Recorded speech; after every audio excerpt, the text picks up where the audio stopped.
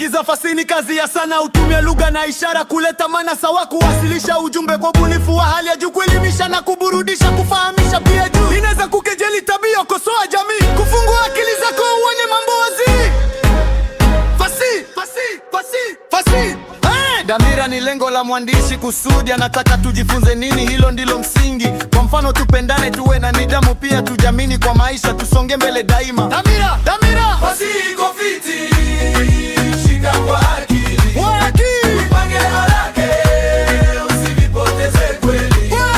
Ukielewa yote, utabobea haraka. Maswali ya mtihani utajibu bila wasiwasi kabisa. Fasihi iko fiti, shika kwa akili, upange haraka, usivipoteze kweli. Ukielewa yote, utabobea haraka. Maswali ya mtihani utajibu bila wasiwasi kabisa.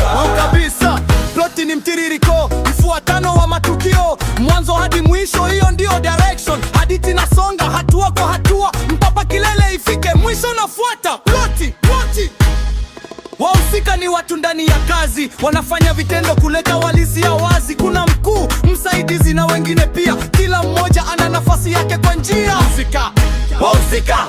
Mandhari ni mazingira ya hadithi, mahali na wakati tukio lilipotokea kweli, shuleni, kijijini au mazingira tofauti, asubuhi au jioni, yote yana muhimu wake. Mandhari. Usisahau maudhui, ujumbe mkuu wa kazi, kifo, elimu, ulevi, yote na nafasi. Soma kwa bidii, chukua noti vizuri, utakuwa bingwa wa fasihi hodari. Fasihi iko fluti, Fasihi iko fiti,